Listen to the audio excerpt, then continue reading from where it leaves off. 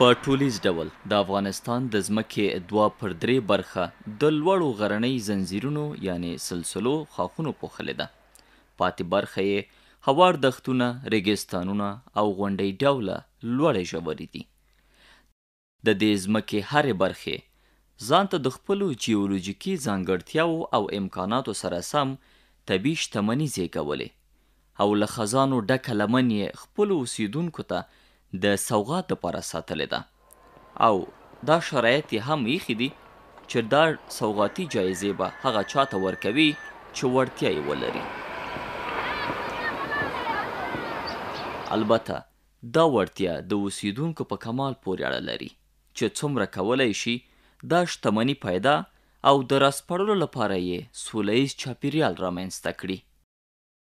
د افغانستان کانونه کولی شو د اړتیاو له مخې په څو ګروپونو وویشو: قیمتي او نیمه قیمتي ډبرې، نجیبه فلزات، پولي میتال معدنونه، محروقاتي یا د سوځېدو وړ او انرژیتیکي مواد، درانده مواد، د مالګې معدنونه، ستراتیژیکي مواد، ساختماني مواد. د مستند دغه لمن د افغانستان د دغو شتمنیو له ډلې څخه د محروقاتي او انرژیتیکي موادو د کانونو له کورنۍ څخه د نفتو او تیلو برخې ته ځانګړې ده. د هېواد دا لویه شتمني د شمال په سرپل ولایت کې ده چې د رهبرۍ په پریکړه د یوه ځانګړي مسلکي ټیم په راس کې دغه ولایت ته په سفر روانیږو.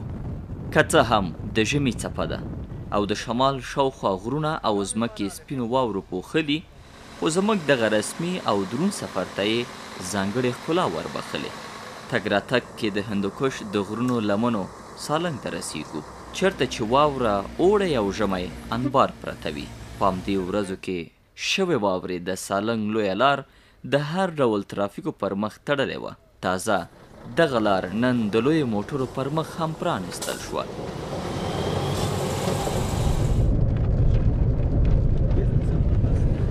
د سالنګ لوی تونل ته نږدې کیږو، خو هوا دومره یخه ده چې واوره یخک شوې او د موټرو ټایرونه پکې سلیپ کوي او ښویېږي.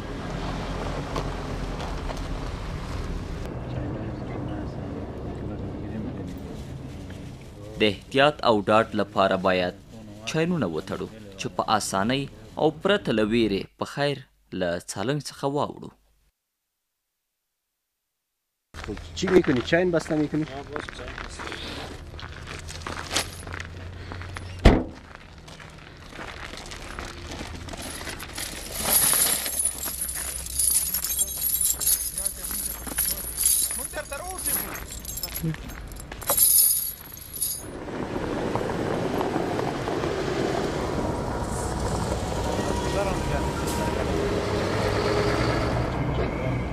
د هندوکش د غرونو دنګې څوکې او د واورو سپین شال دغې سیمې ته لا ښکلا ورکړې.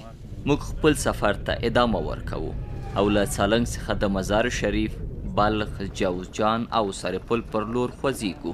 شپه په مزار شریف کې تم کیږو او سهار وختي بیا د سرپل ولایت پر لور حرکت کوو او وروسته له 3 ساعته مزل دغه ولایت ته رسیږو.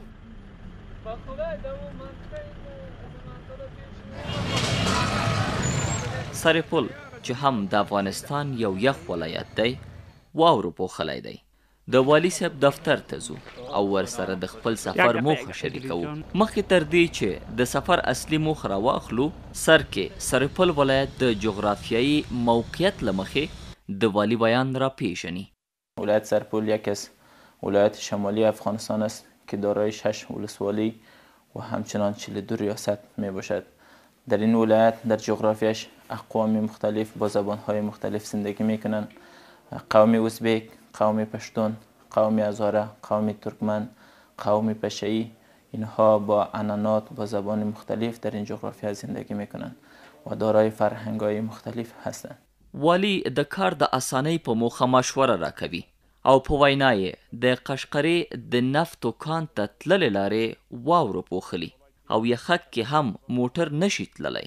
وړاندې تر دې چې د قشقرې پر لور وخوځېږو، د دغې زیرمې د ارزښت په تړاو د سرپل ولایت والی وایي نفت قشقری یک نفتی است که حال تعداد 30,000 نفر اینجا کارگر گرفته.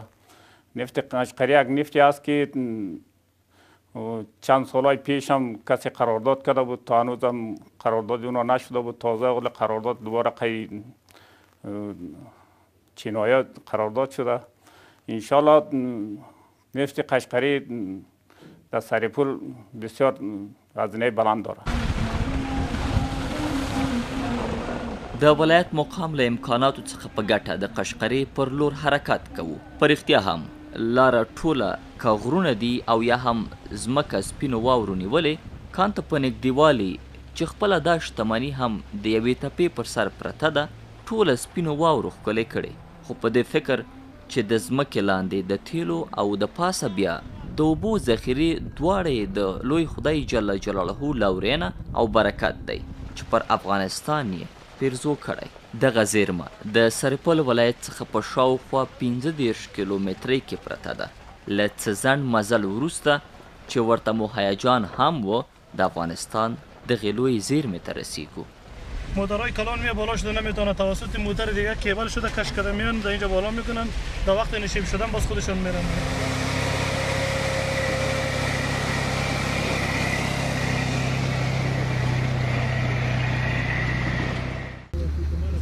د هېواد د دغې لوی زیرمې د کشف یا تثبیت کیسه هم په زړه پورې او جالبه ده. انجینیر سبی پاړه وایي د کشفېدو نه مخکې دلته یو ټیم د سروې راغلی و چې هغه روس خپله دا هم و سرجیولوژ و ښځه هم وه. هغې کهاني داسې ده چې دوی راتلل دلته سروې دپاره په آس سپاره و، په دا منطقو باندې تېرېدل. دغه د انګوت معدن چې ده دا منطقه د ریلیف دوی ته خوند ورکړو چې ممکن دلته دوی هغه نفت باید ولري. نو دوی چې دلته ټیم د تخنیکي راغلل، برمکاري شروع کړل. دلته دوی 7 څاګانې برمه کړلې، د اول نه نیولې تر 7 څاګانو پورې. دوی طبقې د الب آب ته راخلاصول، نفت بې علایم به و، نفت به نه و. بعد له هغې نه دوی وغوښتل چې دا څه رقم ته هغه د ټیم تخنیکي کېناستو چې د 7 څاګانې مو برمې کړلې، دا کې نفت ولې را نه وځي. نو دوی هغه اکتشافي څاګانې همداسې وي چې اقلا 3 څاګانې باید ووهل، دوی 7 څاګانې پکې ووهلې. نو دې وجې نه دوی په دا تصمیم شول چې د یو څا نمبر 8 داسې ویو لږ عمق ته ځو، ګتریف خلاصوو. دوی چې لاړل ګتریف خلاص کړو، خوشبختانه چې نفت لاسته راوړل. د معلوماتو له مخې د سرپل، فاریاب او جوزجان ولایتونو د آمو د دریاب په څنډو کې د تیلو 3 لوی بلاکونه تثبیت شوي چې د رسمي احصایو له مخې د دې ساحې د تثبیت شویو زیرمو اندازه 120 میلیون ټنه اټکل شوې. لومړی قشقري بلاک چې 3 معادنه لري، قشقري، آقدریا، انګوت، چې مساحت یې 1223 کیلومتره مربع ښودل شوی او 19.6 میلیونه ټنه نفت یې د استفادې وړ دي. دویم بازار کمی، دا بلاک یو معدن لري او 1115 کیلومتره مربع مساحت لري. دریم زمرد سازی، دا بلاک هم یو معدن لري چې د دې مساحت هم 1223 کیلومتره مساحت دی.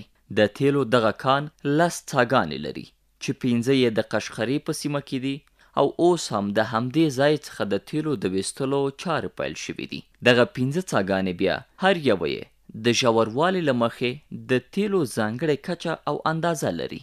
لومړی نمبر څه 1500 متره ژوروالی لري چې د 1140 څخه تر 1180 پورې استخراج کیږي. دوهمه څه چې په 3م نمبر هم یادیږي 1609 متره ژوروالی لري چې له 1120 مترو څخه یې تر 1140 مترۍ څخه یې استخراج کیږي. درېیمه څه یې چې په 4م نمبر یاده ده 1623 متره ژوروالی لري چې له 1402 څخه تر 1450 مترۍ څخه یې استخراج کیږي. څلورمه څه یې چې په 9م نمبر څه یاده ده 1955 متره ژوروالی لري چې له 1525 مترو څخه یې استخراج کیږي. 5مه څه یې چې په 10م نمبر څه یاده ده 1501 متر ژوروالی لري. له 1990 متر څخه تر 1409 مترو څخه یې د نفتو استخراج کیږي. شپږم نمبر څه چې په 21 نمبر څه یاده ده 1602 متره ژوروالی لري، خو له دې څخه هیڅ استخراج نه کیږي او چارې یې نیمه پاتې دي. اوس له دغو ذخایرو د ورځې په جریان کې 200 ټنه خالص نفت ویستل کیږي چې اوس یې عواید شاوخوا 110,000 امریکایي ډالره ښودل شوي دي. د هېواد د تیلو د دغې لویې زیرمې استخراج یا ویستلو د معیار او ترڅنګ یې بیا په ټوله کې د تصفیې د سیستم په تړاو د ټولو مسایلو د توضیح په پار راسره د همدې تصدۍ یو مسلکي انجینیر همکاري کوي. دا په نوم د چای نمبر 4 چار قشقري. دغه ژوبل نشي دا څلورمه څا ده. دا 1430 متره عمق لري. دلته موږ 4 طبقې نفتخیزې لرو چې الب و ابتو ای و بی و ده او ګتریف ده چې دا زموږ ګتریف طبقې دغه ګتریف طبقې نه نفت اخلو. دلته فعلا دا کار کوي، نورمال کار روان ده په ده باندې. د په یوه شپه ورځ کې 9 متر مکعبه چې تقریبا 55 ټونه کیږي په شپه ورځ کې دا نفت ورکوي په 15 ملي چوک کې. دا شتوسر چې ورته وایي دا نفت په خپل فشار باندې راځي چې دلته دغه عملا تاسې دغه نفت وګورئ چې دا ساحه چې تاسې ګورئ تقریبا دلته 10 څاګانې برمه شوي دي.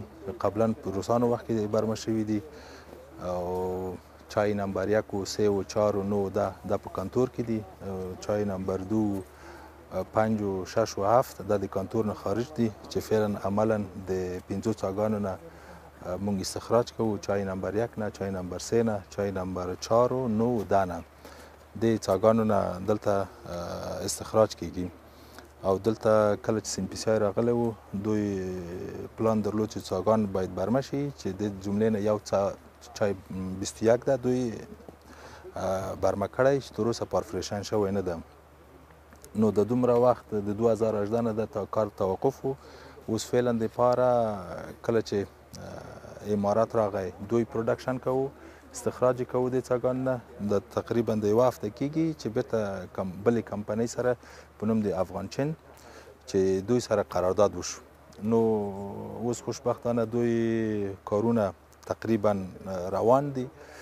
نو دلته دوی عملا په انګوت کې کار روان ده فعلا مینټیننس نه چې هلته دغه زموږ بعضې تاسیسات خراب و هغه باندې کار یو ټیم لګیا ده.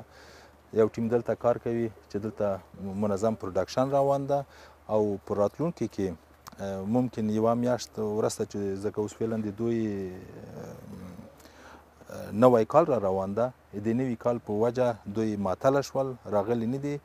نو ممکن د نوي کال نه وروسته دوی په زمرچای باندې ډېر جدي کار شروع کړي او دلته 3 دانې دستګاهګانې دي د برمې او دوی 15 دستګاهګانې نور هم غوښتي دي چې په مجموع 3 دستګاهې شته دي لکه 2 نور دي چې هغه به راځي دلته. نو 6 څاګان نور هم برمه کیږي انشاءالله. په مجموع کې د 15 څاګانو نفت راځي دا منطقې ته چې دا په نوم د ګدرینګ یادیږي. دلته چای نمبر 9 4 1 و 2 دغه څاګان دي دلته نفت راځي. په مجموع کې دلته سره مکس کیږي. مونږ غواړو چې که د هر څا د بیت معلوم کو نو دلته میجرینګ لرو چې میجر کوي که ځکه د هر څا د بیت اوس فعلا دپاره مونږ میجر کړي دي معلوم دي. نو مکس دوی راځي دلته مکس کیږي زی طرف دی تر طرف ته چې هلته بیا مونږ یې غږوو. دا په نوم د ګاز دا په نوم د فلټر ده. فلټر ده دغه په د ترکیب د نفت کې که کوم داسې اوبه وي یا نور میخانیکي ذرات پکې وي هغه راځي دلته تانشین کیږي چې مونږ په هفته کې یو وارې دغه وال خلاصوو. په دا کې د خټه مټ کوي یا لږې اوبه لري ځکه چې هغه درنده دي بیخ کې کینی هغه مونږ غږوو هلته پیت ته ځي چې هلته دا ریلیز کوو. همداسې نفت دې نه جریان پیدا کوي راځي طرف په ایتر طرف ته. نو په دا ایترو کې هلته دې ته حرارت ورکول کېږي، ګرمیږي.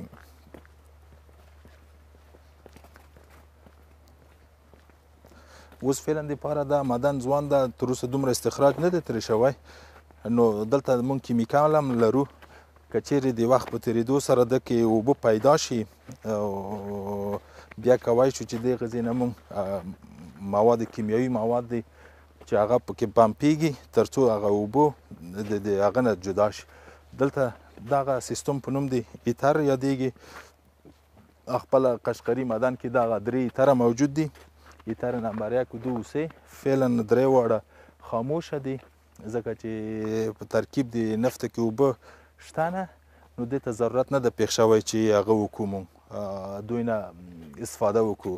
نو نفت داسې راځي په هغه پایپ باندې د سپاراتورو ته چې دغه سپاراتورونه دي، سپاراتور 1 و 2 و 3 4 5 5 سپاراتور لرو. فعلا د یوه سپاراتور نه موږ استفاده کوو. نو دلته سپاراتورو ته چې نفت راځي دلته موږ ته دا سپریټ کوي، اوبه و ګاز نفت موږ ته جدا کوي چې په دا هغه باندې پایپلاین باندې ورځي هغه ته سپاراتور داخل ته. دلته دا یو عملا کار کوي، تاسې ګورئ چې هغه د ګاز والونه دي او دا خوا دا د نفت دي، اتومات کار کوي. دا اتومات والونه دي، اگر چې پرسونال دلته 24 ساعته ورته ناست وي د مراقبت په خاطر، ځکه هوا دلته ډیره یخه ده. دغه والونه په مجموع کې یخ وایي، دغه بله ورځ مو پوخ کړي دي. نو دا اتومات وال دلته چې د 200 نه هغه ډیریږي، نفت ډیریږي، اتومات خپله خلاصیږي، ریلیز کیږي. همداسې د اوبو همدا رقم ته د ګاز اتومات والونه لري چې ډېر مجهز سیستم باندې هغه شوي دي. اوس فعلا دپاره ځکه زموږ د هر سپاراتور د 200 ټنو دپاره کار کوي. نو دې وجې 15 سپاراتور دي. دوی داسې پروګرام درلود چې آینده کې ممکن د 1000 ټنو نه اضافاتر موږ دلته پروډکشن ولرو. نو دې په خاطر 15 هغه ورته انسټال کړي دي سپاراتورونه. اوس فعلا دپاره تقریبا 200 ټنه دي. نو د یوه سپاراتور نه استفاده کوو. د نور سپیر دي، کله چې هغه شي څاګان برمه شي یا پروډکشن مقدار مو لوړ شي، بیا نو موږ کولی شو چې دې نه استفاده وکړو. 200 ټنه څومره وخت کې؟ 24 ساعتو کې. 24 ساعتو کې. نو دا سیستمونه همدا رقم ته دی. دغه ځای نه چې نفت خلاصېږي راځي، بیا د سپاراتور هغه ته راځي. د سپاراتور نه چې راوځي ذخیرو ته، دلته موږ ذخیرې 4 ذخیرې لرو. ذخیرې 1 2 3 4، هر ذخیره تقریبا 1000 متر مکعبه ده. نو دا نفت چې راځي سوچه نفت کروډ آیل دې ته ورځي، او اوبه یې چې دا کېږي هغه بله ذخیره لرو په نوم د ذخیرې 200، په هغه کې ځای په ځای کېږي. او ګاز یې عملا تاسې هلته وینئ چې سوځي. نو هغه ګاز دې په خاطر چې تقریبا 80% نه ګاز د کاربن دای اکساید زیات ده، دې په خاطر مضر دي د انسان صحت دپاره. او دلته چې محیط زیست ککړ نه کړي نو هلته یې سوځوو موږ. او دا سیستم د بارګیري ده یا لوډینګ سیستم ده. دلته کله چې هغه وشي هغه کمپنیان سره خبرې وکړو، بارګیریان کېږي، بارګیري دې ځای نه کېږي. نو دا سیستم همزمان 4 موټره یو ځای کېږي، په هر یو ساعت کې 120 متر مکعبه نفت پمپ کوي. نو دلته موږ 4 ټانکره درېږي، 1 2 3 4. نو هغه مخته تګ و راتګ سره تقریبا په نیم ساعتو کې د 4 ډکېږي واړه. نو دغه ځای نه زموږ پروسه بیا ختمیږي چې خواته نور نه ځي. بیا مارکیټینګ بخش هم موږ لرو چې دلته مارکیټینګ هم دی، دوی دپاره بارنامې و هغه ټایپ کېږي. و ټانکر هم دې ځای نه ډکېږي. بلې و دلته ټانکر راځي، مثال دلته درېږي نور سیستمونه دلته دي خو پاس یو نفر انجینر زموږ 2 کسه دلته کار کوي چې یو انجینر هلته وي یو انجینر دلته کار کوي یو اپریټر لاندې او دلته پاس سیستم ده.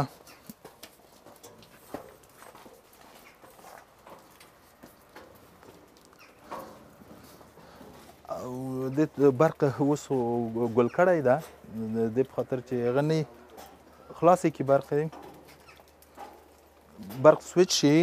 دا اوس فعلا دپاره برق خاموشه ده د په خاطر چې هغه نشي نو دې جنه لکه یو لوډ بل لوډ دې جنه مونږ کنټرولوو یې دې جنه ورته سیټ کیږي چې هره خانه باید څومره ټونه بارګیري شي همدې جنه مونږ ورته سیټ کوو. نو همدلته یو کس انجینر ولاړ وي او د والونه نه د میخانیکي والونه دي که چیرې دا کار ونه کړي میخانیکي نه مونږ کولی شو چې دا کنټرول کو دا مکمل دا سیستم.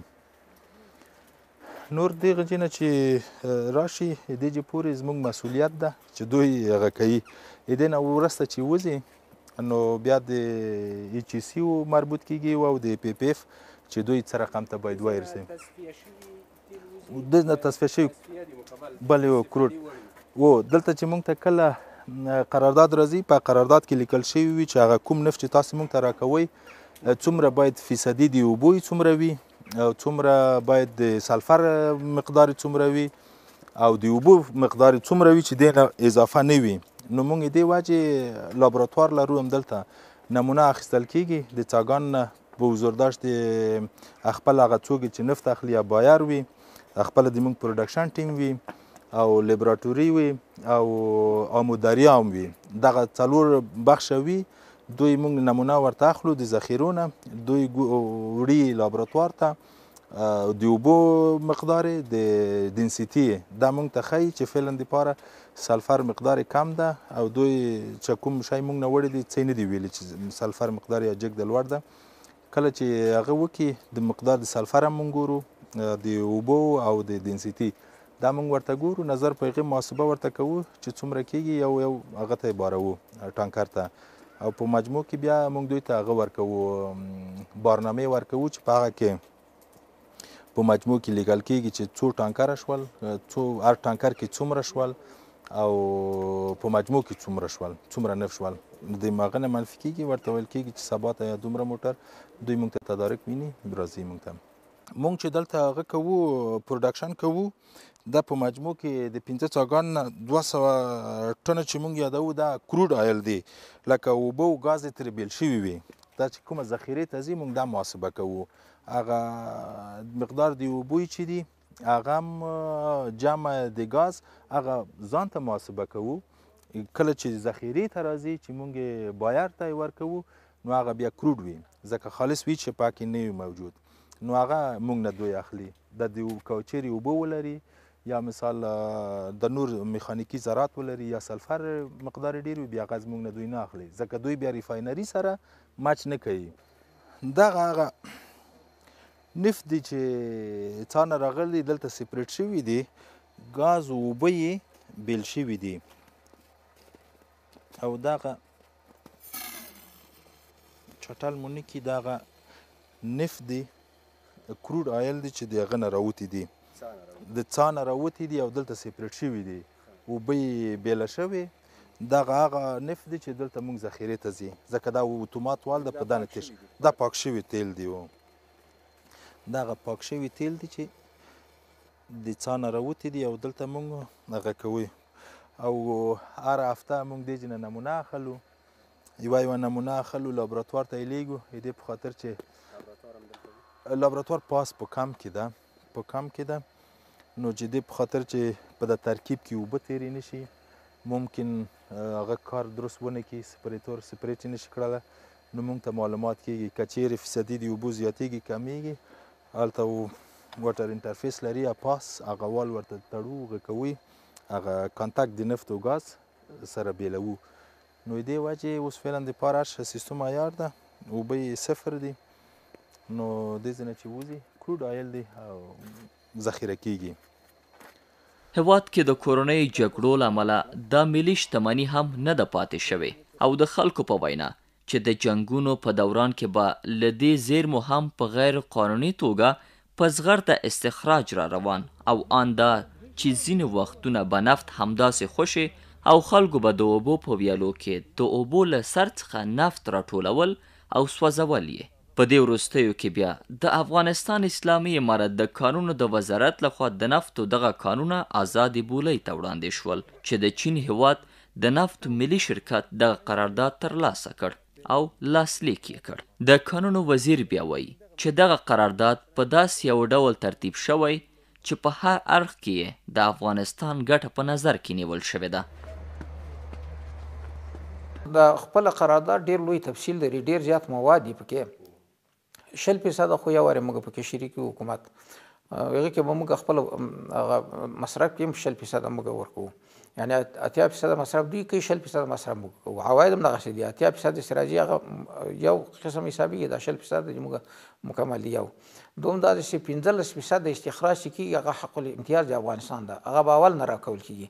مثلا 100 ټنه استخراج وسو، په 100 ټنو کې 15 ټنه دا به په هر سلو کې د افغانستان لپاره وي، پاتې کېږي 15 په 15 کې هغه بیا خپل هغه فیصدي ته رسېږي، یعنی هغه 100 حسابېږي. په هغه کې 0% بیا د افغانستان دي، بیا هغه چې 80 پیدا پاتې شي هغه بیا په 100 هغه باندې حسابېږي. په هغه کې بیا نو چې دوی کوم مصارف کوي په 1/4 کې هغه مصارف هم د موږ د هیئت د نظارت لاندې اول به دوی موږ ته پروپوزل پیش کوي چې موږ په دغه ربع کې دا د سرمایه‌ګذاري کوو، دومره پیسې دي، د موږ متخصصین د افغانستان به کینی او چې دا مصارف صحیح دي، په جای دي، بې جای دي، قیمتونه صحیح دي، که موږ خدمات ورکړو موږ به سره امضا کوو چې په دې ربع کې دا مصارف اوسي، دا مصارف به دوی کوي. له بلې خوا نه د استخراج هم روان ده، بیا د ربع په آخر کې حساب کېږي چې دا مصارف دا سره برابر دي، که برابر وو نو دوی لپاره ګټه پاتې شوه، نه د موږ لپاره ګټه. که دا پورته کېږي نو بیا که لږ پورته کېږي یو اندازه هلته معلوم ده 25% نور د افغانستان لپاره ده، بیا نور 50% ده، اخر کې 15% چې څومره استخراج زیاتېږي او د مصارفو نه د عواید پورته کېږي 15% بیا اخر پرسنټ بیا د افغانستان لپاره ورکول کېږي. دا دومره دقیق قرارداد ده چې په ډېر هغه سره سوی، یعنې تقریبا 100% کې د افغانستان پکې ګټه ده. او په عین حال کې په 1 هکټار باندې چې چېرته استخراج کېږي د هغه 1 هکټار به $40 په کال کې دوی هغه ورکوي، د کرایه سطح زمین ورکوي. قشقري د نفتو یا تیلو د کان ارزښت او ګټې، د ملي اقتصاد پیاوړتیا، پر خپلو پښو درېدل، خلکو ته د کار زمینې برابرېدل، د هیواد او کان لرونکو سیمو پرمختګ او بیا رغونه، نړیوالو پانګوالو ته افغانستان کې د پانګونې هڅونه او ډاډ. با استخراج نفت آمودریا اعتبار سرمایه گذاری در افغانستان بلند میره. در پهلوی از او آنچه که افغانستان نیاز داره که وارد بکنه در بحث مواد نفتی میتونه در داخل خود کشور تولید شود و سالانه حداقل در حدود $3 میلیارد بابت واردات مواد نفتی از کشورهای مختلف هزینه میشد، از این جلوگیری بکنه. همچنان زمینه کار و اشتغال به مردم افغانستان ایجاد میشه و اعتبار سرمایه گذاری در افغانستان بلند میره و سرمایه گذاران تشویق میشن که در داخل کشور به این سرمایه گذاری بکنن. دې قرارداد ارزښت په دې کې ده چې دا یو ډېر غني ساحه د نفتو د افغانستان ده چې مساحت 4.5 کیلومتره ده او په میلیاردونو ډالرو د قیمت تیل دلته موجود دي. او د دې قرارداد په ډېر یو تخنیکی او په ډېر یو شفافیت سره ترسره شوی ده. نو دا استخراج که خیره شروع شي افغانستان به انشاءالله د ما په خیر چې له تیلو له خوا نه به خود کفایي، نه تنها چې افغانستان خود کفایي موږ تاسو به صادرات د تیلو ولرو. او تاسو ته معلوم ده چې د ملکونو چې ډېر زیات اقتصادي پرمختګ کړی هغه دا ده چې دوی د نفتو د ګاز له طرف نه دوی ډېر غني وو او موږ تاسو په دغه ساحه کې ډېر زیات نفت او ګاز لرو. نو اول قرارداد دا ده چې د افغانستان په سطحه باندې الحمدلله موږ وکړو او دا په ډېر شفافیت سره انشاءالله هم به استخراج کېږي، هم به اکتشاف کېږي، هم به د دې پروسس کېږي، هم به د دې تجارتي مسایل په ډېر شفافیت سره ترسره کېږي.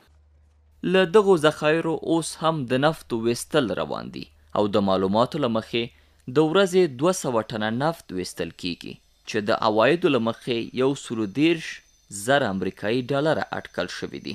دا چې بیا په ټوله کې د دغې لوی پروژې عواید په کومه کچه دي او د دغو عوایدو د لګښت لپاره کوم ځانګړی میکانیزم موجود لري که نه، په تړاو یې بیا د کانونو پټرولیم وزیر وایي یو ټن داسې وخت راغلی ده چې موږ خپلو تجارانو ته ورکوو، یو ټن په یو وخت کې $900 ته ټن ورسېده، 6,500 ورسېدلی، یو 610 ډالر باندې ټن شوی. اخر کې موږ خپل وزارت مالیې د شرکت د نفت و ګاز سره په $5,500 باندې فی ټن قرارداد کړی ده. نو داسې حساب کې ډېر پیسې راتللی. موږ چې کله روزې نه شروع کړی تقریبا څه کم 10 میلیونه له 15 ته 10 میلیونه ډالر اوس موږ ته د 4 څاګانو راغلي چې موږ ډېر په احتیاط باندې کار شروع کړی و. د افغانستان د اراضۍ له مخې بیا په ټوله کې مرکزي حکومتونو تر ډیره لرې پرتو سیمو او ولایتونو ته داسې نظر نه دی کړی چې حق یې دی. د دغو ولایتونو خلک هم په همدې تړاو اندېښمن دي چې گویا په دې سیمو کې شته زیرمې به حکومت یوسي، په بدیل کې به یې دوی څه ونه لري. تقاضای عموم مردم است که باید 5% حداقل در خود سرمایه سرپل به خودش به مصرف برسانند. یک پروژه قشقری نیست، یک نفت دریای آمودریا نیست. ما اینجا مثل عینک مس داریم، معدن مس ما استخراج میشه. فعلا ما معدن زغال سنگ داریم که استخراج میشه. امید دی چې په قراردادونو کې مالیات حق د سرپل ځوانانو ته ورکړي. په دې چې د سرپل ځوانان د اوس وخت کې ټول یا ایران کې دي یا ترکیه کې دي، نو خارج ملکونو ته ډیر زور دی او ملامت هم نه دي.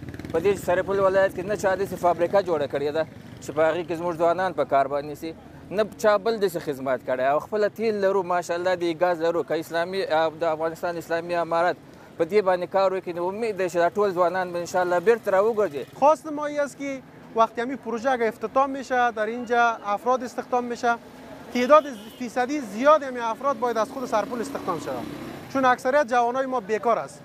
و دیگه خواست ما این است که بند برقای در سلطان ابراهیم و بندهای برق دیگه که در شهر سرپل وجود داره، مکانش وجود داره اما همین بازسازی نشده. این بازسازی شود تا ما بتونیم از برق خودمون استفاده کنیم. خود افغانستان د اسلامي امارت د کانونو او پټرولیم وزارت وزیر شیخ شهاب الدین دلاور بیا نه یوازې د شمالي ولایتونو خلکو ته بلکې د هیواد د ټولو هغو سیمو خلکو ته چې کانونه پکې موجود دي او د ویستلو په حال کې دي دا ډاډ ورکوي چې یوه ځانګړې سلنه عواید یې ورته ځانګړي کړي چې له مخې به یې د دغو سیمو لومړیتوبونو ته رسېدنه کیږي. هر جای کې چې معدني باید خو خلکو ته اجتماعي خدمات پیش شي او په دې کې یو قانون موږ لرو چې یو چېرته سرمایه‌ګذاري کیږي 10% د هغه په اندازه یو خلکو لپاره، مثلا که 100 میلیونه چېرته سرمایه‌ګذاري کیږي 10 میلیونه ډالر باید دلته په همدغه ساحه کې د خلکو په خوښه باندې که دوی جومات جوړېدل غواړي، مدرسه جوړېدل غواړي، مکتب جوړېدل غواړي، پوهنتون جوړېدل غواړي، شفاخانه جوړېدل غواړي، سړک جوړېدل غواړي، دا به دوی ته مصرفیږي.